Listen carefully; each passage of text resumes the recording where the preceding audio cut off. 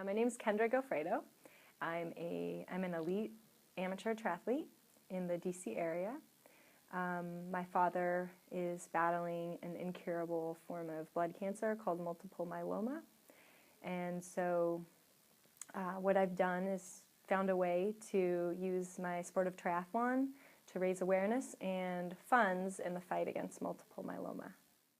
So my brother-in-law and I got together and trained for and raced a full Ironman and found out that that was a fantastic way to raise money. And so we didn't stop there. And in my first year of triathlon competition, I raced 4 Ironmans.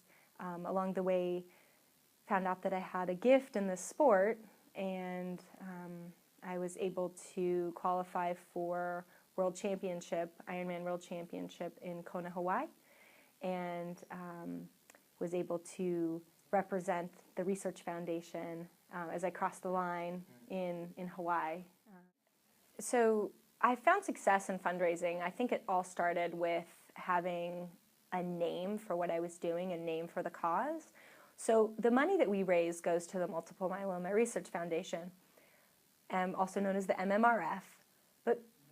But that I guess, the people who support me, that's a very far link for them to sort of get behind.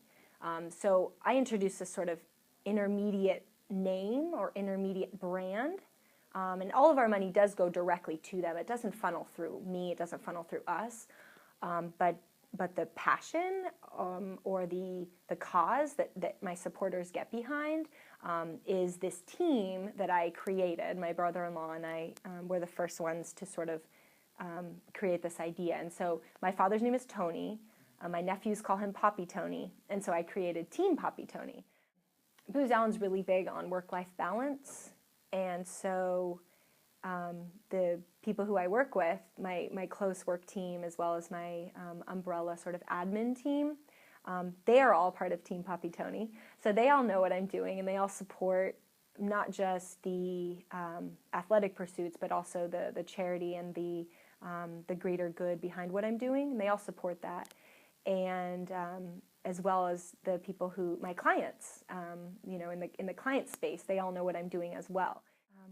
So I see this intersection of adversity, and those are sort of the causes that we choose to take up, the things that, the problems in the world that we would like to fix. And I see an intersection of adversity with community, where we involve ourselves at school, at work, family, neighborhoods, churches, other places of worship, and then furthermore our hobbies.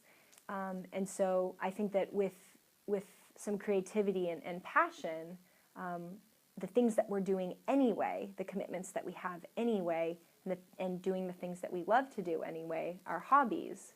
For me it's triathlon, but for someone else it might be art, it might be music, and there's a greater good, and there are challenges in the world that we have the ability to overcome, or we have the ability to affect, we have the ability to create some greater good, doing the things that we're doing anyway.